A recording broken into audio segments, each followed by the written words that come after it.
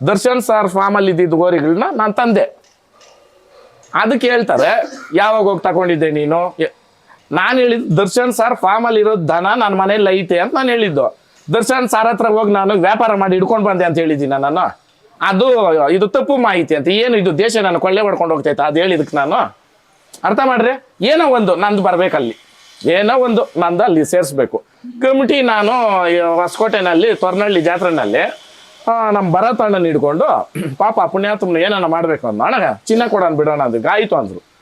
ನಾವು ಅವ್ರ ಜೊತೆ ಕೈ ಜೋಡಿಸಿ ಅವರು ಎಲ್ಲ ಪ್ರೊಸೆಷನ್ ಮಾಡಿ 1 ಗ್ರಾಮ್ ಚಿನ್ನ ಕೊಟ್ರಿ. 5ನೇ ವರ್ಷ ನಾನು ಬಿಗ್ ಬಾಸ್ ಅಲ್ಲಿದ್ದೆ.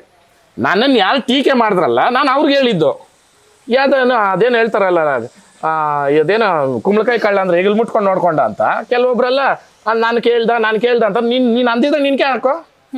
ಅರ್ಥ ಮಾಡ್ರಿ. ಇವಾಗ ನಮ್ಮ ಜಾತ್ರೆನಲ್ಲಿ ನಾವು ಕೊಟ್ಟಿರೋದು ಹೇಳ್ಕೊಳಕ್ ನಮ್ಗೇನು ನಾಚಿಕೆನ ಮೇಡಮ್? ಹೇಳ್ತೀರಿ ನಾವು. ಯಾಕೆ ಹೇಳ್ಬಾರ್ದು?